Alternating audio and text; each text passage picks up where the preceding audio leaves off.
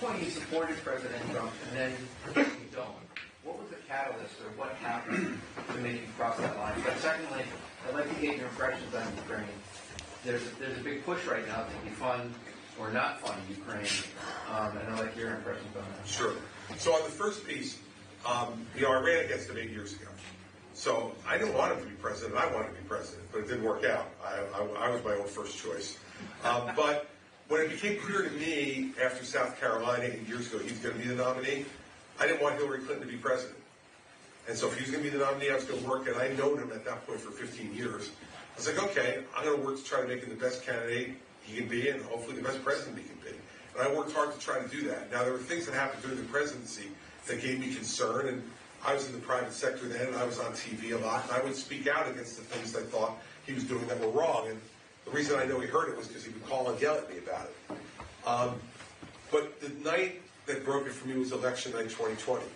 I was on TV for ABC, and he came out at 2:30 in the morning and told all of us the election was stolen.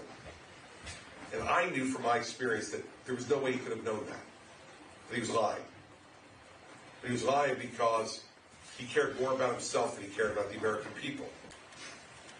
And to me, to do that in the East Room of the White House behind the seal of the president just went beyond anything that I could accept. And so I said that on TV that night, and we haven't spoken since. And we had known each other at that point for 19 years. But when you're given that job, you have to put the people first. And sometimes it hurts. And I've won races and I've lost races. Winning is definitely much better. But you know what? When you get into this, you got to know that there's a chance you can lose. And you got to lose like an adult. And so many people still believe that election was stolen because he told them it was. Because they watched that night and saw the President of the United States is telling me it was stolen. Well, he must know something we don't know.